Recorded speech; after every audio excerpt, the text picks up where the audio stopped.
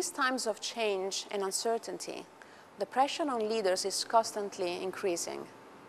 The need to be effective in these extreme conditions can create insecurity, stress, anxiety, and fear. When we perceive a threat, we can have a fight, freeze, or flight response, but none of these responses stored over the ages in our neuronal circuits can be of any help when we have to work effectively, improve our performance, inspire our staff, or think out of the box. Today, more than ever, leaders are confronted with questions with no easy answers, such as, how can I master my emotions and find my inner balance when the environment around me requires that I make quick decisions under pressure and in extreme circumstances? How can I access my creativity and my talent to produce ideas that can lead us beyond the crisis?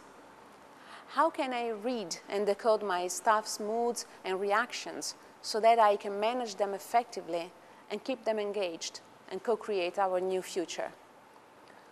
When the turbulence gets closer, because we experience a reduction in our financial possibilities, because our job is at risk, because the value of the money we saved and invested is decreasing, we perceive we are in danger, and quite often we fall in the trap of fear. On one side, this makes us aware of the danger, preventing us from behaving in an incautious way. But on the other side, it prevents us from making the right and appropriate decisions.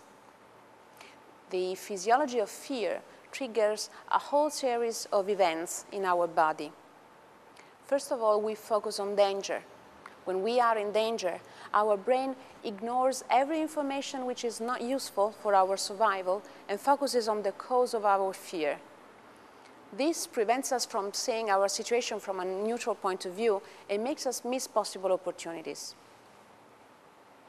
Fear takes control of our body.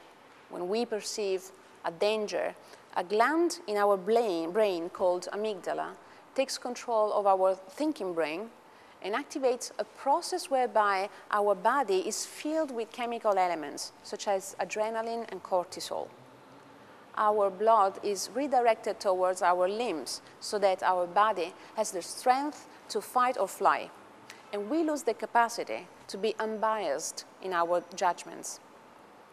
This automatic physiological mechanism, called amygdala hijack, has served our survival for millions of years, but today it activates also when there is no reason to do so.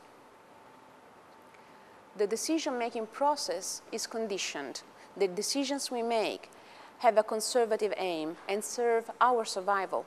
We do not assume risks, we only take into account immediate consequences and not long-term impacts.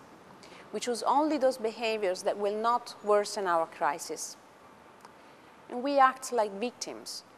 We may happen to feel like we are the victims of circumstances, ineffective in front of events, and always blame the fate or others for our negative results. So, some hints to move out of the trap of fear.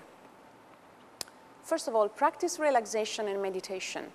A constant relaxation or meditation activity will help your mind and your body to release the physical and mental blocks provoked by stress and maintain a better personal balance. Each day, devote 15 minutes to this activity.